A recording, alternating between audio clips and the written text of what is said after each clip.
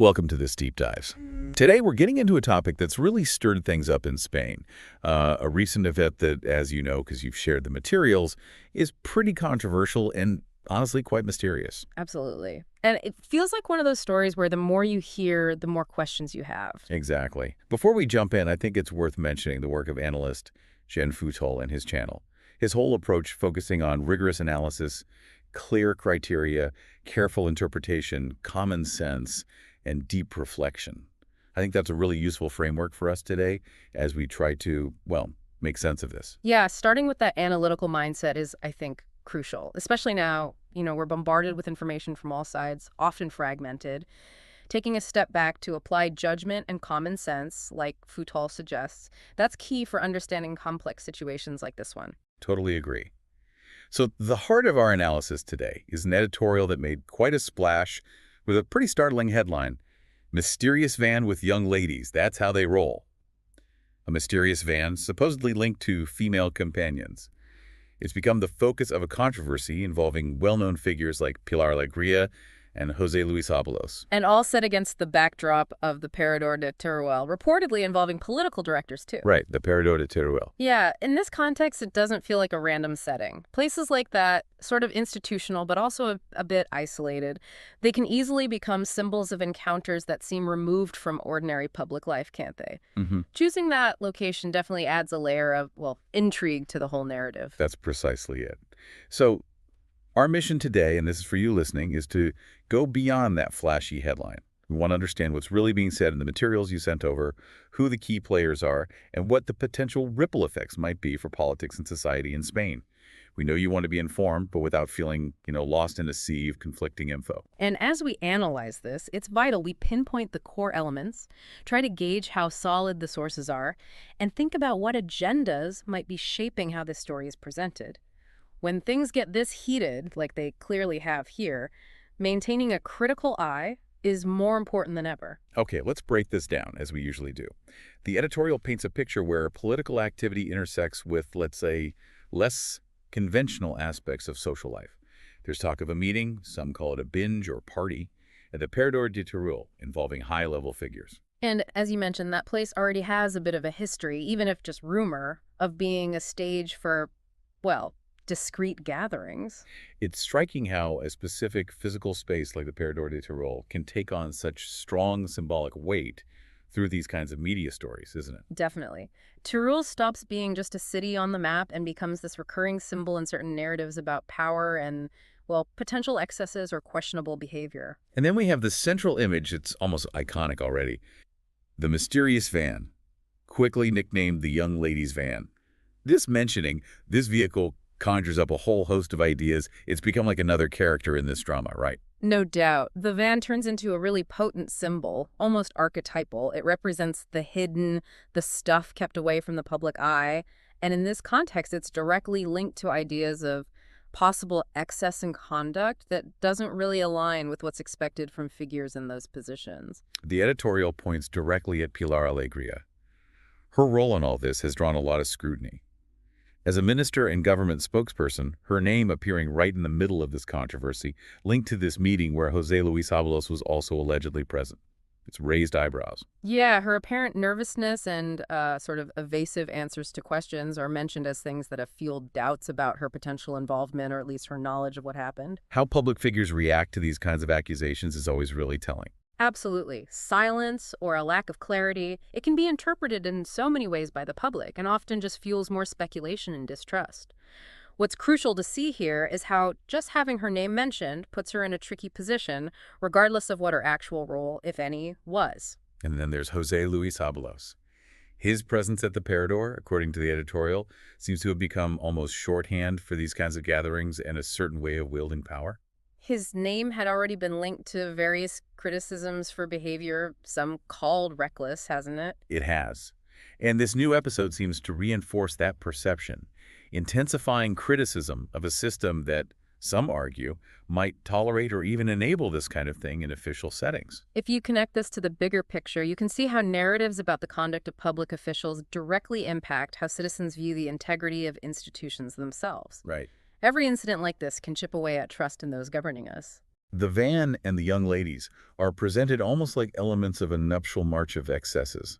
The presence of these women, identified quite explicitly in the editorial, becomes a very provocative element. And for many, revealing of practices that might be hidden in certain political and business circles, the language used isn't neutral. It carries clear connotations. Exactly, the phrase señoritas de la noche, or ladies of the night.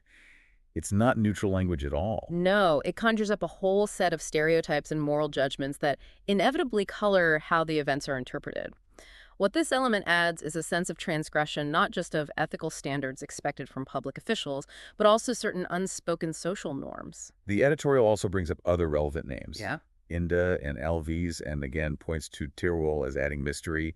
It suggests these names might be connected to other events or alliances. Which just adds more confusion and fuels speculation about potentially more complex plots behind the scenes. Yeah, and for anyone not closely following Spanish politics, maybe it's helpful to know India is a journalist known for his sharp style and critical editorial line, while Elvis is a media figure with a big social media presence, often involved in spreading sensitive or controversial information. It's important to keep these players in mind. How figures with public influence like India and Alavis cover these events can seriously amplify their impact and shape public perception. It's like they're connecting different dots in a network, even if the exact nature of those connections isn't always clear. And we can't ignore the role of journalists and commentators like Jesus Cintora. They've used this incident in their programs to talk about the importance of transparency and ethics in politics. The way this story's been told, with direct criticism, analysis of potential evidence, indirect statements, it's pushed the case beyond just an anecdote into a debate about the integrity of those in power. The media plays such a fundamental role in framing and spreading these events.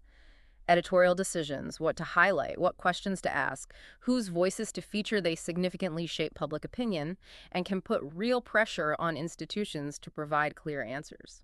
The editorial also stresses that this controversy isn't just about what supposedly happened in Teruel. It opens up a wider debate about morality in public administration, potential double standards, and the covering up of certain behaviors. Right. It underlines the need for greater transparency from institutions to rebuild trust. This might be the most crucial dimension of the whole thing. Beyond the, lurid details that grab attention first, what really worries people is the feeling that there might be different rules for those with power. And the sense that certain behaviors could go unpunished. Yeah.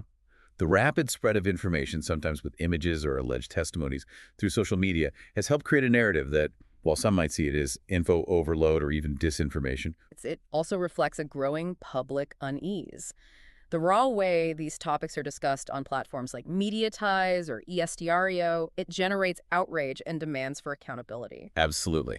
The comments you see show such a range of reactions, from initial shock to deep skepticism. It suggests a society may be getting tired of this kind of news and clearly demanding change. Social media acts like this amplifier for public opinion, bypassing traditional media gatekeepers. While that carries risks, like spreading unverified info, Right. it also gives voice to a public sentiment that's demanding answers and transparency more directly than ever. Which brings us to a very powerful image mentioned near the end of the editorial. Yeah. The mysterious van elevated to a symbol. Yeah, a symbol of a culture of excess that can undermine the credibility of those responsible for leading public institutions. That van metaphor is really telling, isn't it? It is. It represents a way of understanding power that's tied to privilege, to accessing excesses beyond the reach of most people. When that image gets projected onto institutions, trust inevitably weakens. So ultimately, this whole episode, loaded with symbolism and controversy, invites us to reflect on the complex relationship between power and public image, between what we expect from our representatives and what seems to be happening in certain circles. And the final question the editorial poses is spot on. Is this an isolated case, or is it a symptom of a deeper problem in how public affairs are managed in Spain? It's a fundamental question, really. One for each of us to consider based on the information out there and our own reflections on the current state of politics and society. These kinds of incidents, beyond the immediate scandal, they often act as catalysts for broader debates about ethics, transparency, accountability, things that are absolutely essential in any democracy. So we've walked through the key elements: the alleged events in the Parador de Teruel, the roles linked to Pilar Alegría and José Luis Ábalos, that talked about symbolism of the Furgón de las Señoritas, the involvement of figures like Enda and LVs. And Teruel itself as that recurring, almost cinematic backdrop for controversy. And as we've discussed, this incident, getting wide coverage and sparking debate online, really does raise important questions about ethics, transparency, and public trust in Spain. hmm The public reactions we've seen surprise, anger, but also that ingrained skepticism, they point to a widespread demand for accountability. And maybe indicates a deeper crisis of confidence, potentially. Potentially, yes. That image of the Misterioso Furgón, it resonates because it connects power with this perceived culture of spectacle and excess. A culture that inevitably erodes public trust. Precisely. And with that final thought, we reach the end of this deep dive. It's been really interesting to break down such a controversial topic with you. Pleasure was all mine. And for you, listening along with us. Hola, si está escuchando esto, suscríbete que la tienes por aquí debajo, es completamente gratuito y por supuesto, regálame tu like para que este video llegue a muchas más personas. Welcome to this deep dive. Today, we're digging into the latest buzz in Spanish football, and we're kind of channeling the spirit of analyst Jean Fitol's work, focusing on solid analysis, criteria, interpretation, a bit of common sense, and reflection. Exactly. We're using the discussions from El Chiringuito de Jugones, specifically their show from April 14th, 2025, as our jumping off point. Right. The idea is to pull out the key talking points, especially with those massive Champions League games coming up. Real Madrid facing Arsenal and FC Barcelona against Borussia Dortmund. And El Chiringuito's perfect for this because you get such a mix, don't you? Journalists, former players, even fan reactions, it's all in there. We're aiming to sift through that and find the real insights. Yeah, get a feel for the pulse, the narratives building up before these huge matches. So where should we start? Maybe Atletico. Good shout. Their 4-2 win over Valladolid was definitely a topic. On the surface, a solid win. It wasn't quite that simple, was it? Well, no. The discussion pointed out 2 of those goals were penalties. And Valladolid, they're bottom of the league. So maybe not the dominant victory the score suggests. Right. And Julian Alvarez came up a lot. Incredible debut season he's having. 26 goals already. Phenomenal. And there was that quote from Simeone sort of poking him, wasn't there? Comparing his league goals, 14, I think, to Lewandowski's tally. Yeah, trying to motivate him, I guess. Keep him hungry. Must be. It's a classic Simeone move, perhaps. Mm. But the connection Alvarez has with the fans seems undeniable. You saw those pictures. Kids waiting for him, wearing a shirt. Yeah, that's telling. A real contrast maybe to Antoine Griezmann. He got subbed off, and there seems to be some concern floating around about his form. Definitely something to watch there. That dynamic is interesting. And speaking of internal situations, Valladolid had its own issues. Oh, yeah. The captains being left out, Juan Latasa and Luis Perez. What was the story there? Well, the coach, Alvaro Rubio, called it a technical decision. He mentioned a turbulent week emotionally, but tried to separate it from any official club disciplinary action. Technical decision after a turbulent week. Sounds like there might be more to it, especially for a team fighting relegation. It certainly raises eyebrows. Internal stability is crucial when you're down there. But let's shift to the Champions League. Barcelona first. Okay. They're going to Dortmund with a hefty 4-0 lead from the first leg. Should be comfortable, right? You'd think so, but apparently there's still a bit of tension, or maybe just caution in the Barcelona camp. Ah, you mean the incidents at the hotel. Exactly. Reports of fireworks and firecrackers going off nearby. Apparently it's similar to what happened on their last visit in December. Not exactly a warm welcome. Does that kind of thing actually get to the players, do you think? Probably doesn't help, just adds a layer of annoyance, maybe tries to unsettle them. Hansi Flick, the coach, was definitely hammering home the message. No complacency. Makes sense. And what about Dortmund's side? Their coach, Kovac. Well, he acknowledged the first leg was poor, obviously. But he was talking up their chances, saying they'll show a different face, and miracles happen. Fighting talk, at least. Gotta admire the optimism, I suppose. Though 4-0 is a huge mountain. Any team news. Dortmund have a doubt over Emre Can. Apparently he picked up a knock. For Barca, though, there was that nice story about Chesnik, the goalkeeper. Oh, right. The guy who's basically on the verge of retiring. Yeah.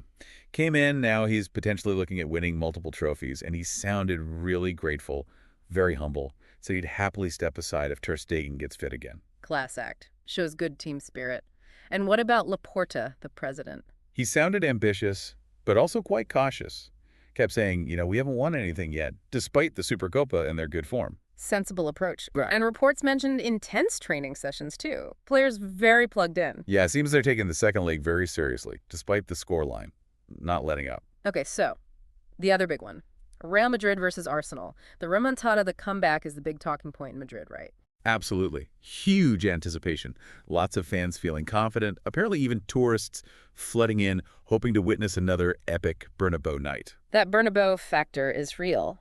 But there's a cloud hanging over them, isn't there? The Mbappe situation. Ah, yes, the red card he picked up recently. Massive debate erupted over that one. Was it harsh? Was it deserved? What was the general feeling from the discussion? Pretty split, actually. Some argued it was a reckless tackle, definitely endangering the opponent, deserved the red. But others disagreed. Yeah, others felt it wasn't that violent, maybe more clumsy, and crucially, they argued it happened during a dispute for the ball, which the regulations sometimes treat differently. Comparisons were made to other tackles. It got quite technical. And Madrid are appealing it. Yes, they plan to. They're citing his clean record, lack of previous violent conduct, and the fact he apologized immediately. It's a big deal because his availability is obviously key. Hugely key. So, assuming he might be out, or even if he plays, how are people seeing Madrid's chances against Arsenal, given they need that comeback? Again, differing views. Some are all about going for the jugular early, aggressive start, use the Bernabeu crowd, try and get that early goal to rattle Arsenal. The classic Madrid approach in these situations. Pretty much. But others were urging caution, saying, Arsenal are a quality side, you can't just go gung-ho. Tactical discipline, patience might be needed too. It's a tricky balance. Apparently there's even some nervousness being reported from England about Madrid's potential if they do score early. Yeah, that was mentioned. The fear of the Bernabeu comeback is real, even abroad. It adds to the psychological element. And what about potential lineups? Ancelotti must be juggling options. Oh, loads of speculation. Seems Ancelotti wants control in midfield. Players like Asensio, maybe Rudiger, Lucas Vazquez, Fran Garcia, Alaba were all mentioned as defensive possibilities depending on the approach. And midfield? Valverde, Bellingham seem like locks. Yeah, then it's maybe Modric or Ceballos if he's fit. Up front, alongside Vinicius. Well, if Mbappe is out, then Rodrigo or Brahim Diaz are the likely candidates. Lots for Ancelotti to ponder. Definitely. Okay, changing tacks lately. Back to Griezmann at Atletico. There were whispers about him wanting to leave. There were. Reports suggested Atletico were concerned about his recent form, and maybe he was eyeing the exit door. But that's changed now. Seems so. The latest buzz is that he might actually want to stay put now. Maybe he's aiming for that 200-goal mark for the club. He's only on 197, I think. Interesting turnaround, but Atletico aren't waiting around, are they? No. The talk is they're actively looking for another top player for that position anyway, regardless of what Griezmann decides. Alex Baena from Villarreal seems to be the prime target. He's got a big release clause, though. Yeah, 60 million euros. But the suggestion was Atletico might try and negotiate it down, maybe closer to 45 million. Still a significant investment. Griezmann's contract runs till 2026, so it's an ongoing situation. Always something bubbling away at Atletico. What else caught your eye? Sevilla and Valencia got brief mentions. Just quickly, Caparrós taking over at Sevilla, bringing some hope there, and a little nod to his famous partido a partido, game-by-game philosophy. Ugh. The phrase Simeone made famous, but Caparrós used it first. Apparently so. Bit of football trivia there. Nice. And briefly, the La Liga picture overall. Standings, European spots. Well, Barcelona looking strong at the top. Then a tight race for second. Atletico in the mix, of course. And that fight for the potential fifth Champions League spot for Spain is heating up. Who's in that race? Athletic Club, Villarreal, Betis, Celta Vigo. Even Mallorca mentioned as possibly having an outside chance. Lots of teams vying for those European places. And the relegation battle is tight too, isn't it? Very much so. Valladolid, Leganés, Las Palmas, Alaves, Girona, even Valencia aren't completely safe yet. It's tense down there. Okay, and just looping back to Barcelona President Laporta's comments, you mentioned his caution. Yeah, it was notable. Despite everything going well, the Supercopa win, he was very clear. We haven't won anything yet. Grounded, Expressed confidence in the team, the coach, the style, but acknowledged that anything is possible. Smart move. Avoids complacency setting in. Finally, there was a quick mention of artificial intelligence. Yes. Just briefly noted that some AI models were apparently giving Real Madrid quite low percentage chances for the comeback against Arsenal initially. Well, AI doesn't always account for the Bernabeu magic, does it? Exactly. It's a fun little side note, but football often defies the numbers. It certainly does. So a lot of moving parts, a lot of narratives swirling around ahead of these massive games. Definitely.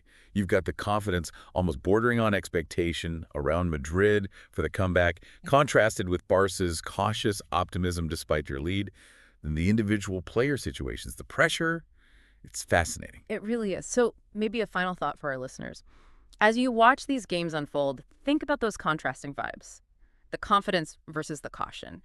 How much does that famous mystica, that psychological edge, actually play a part compared to just tactics and player quality? Yeah, which narrative feels stronger? Yeah. Real Madrid's history of comebacks, or Arsenal's solid form, Barca's comfortable lead, or Dortmund's desperation for a miracle? And what unexpected twists might still be waiting? Because in Spanish football, you always feel like something is just around the corner. It should be a fascinating watch.